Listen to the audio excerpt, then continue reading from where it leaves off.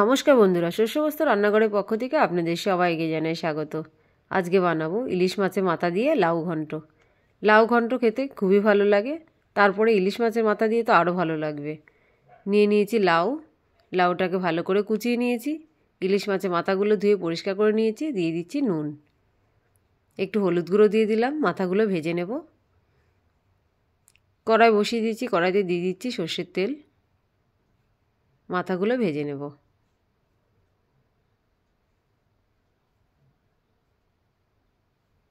মাথাগুলোকে এপিট এপিট করে ভেজে নেব।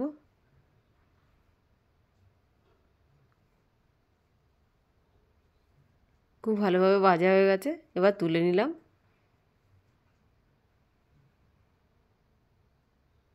ফোড়ন দিয়ে দিলাম কালো জিরে,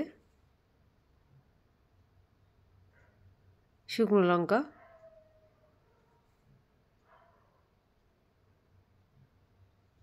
একটু আদা বাটা দিচ্ছি।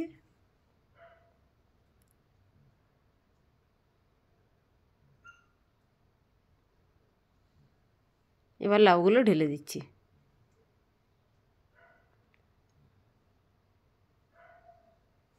লাউটাকে একটু নাড়াচাড়া করে নেব। দুটো তেজপাতা উপর থেকে দিয়ে দিলাম।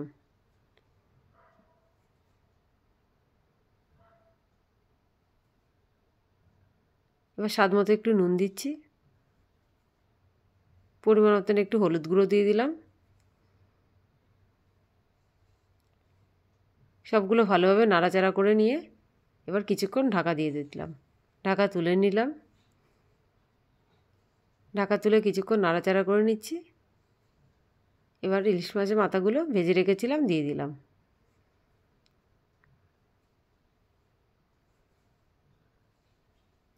এবার একটা টমেটো কুচিয়ে দিয়ে দিচ্ছি।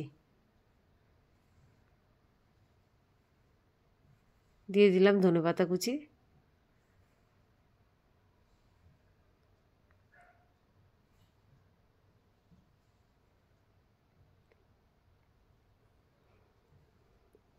কিছুক্ষণ নাড়াচাড়া করে নিলাম।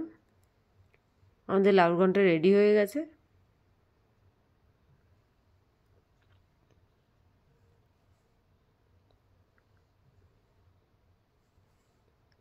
এবার আমরা প্লেটে তুলে নিচ্ছি।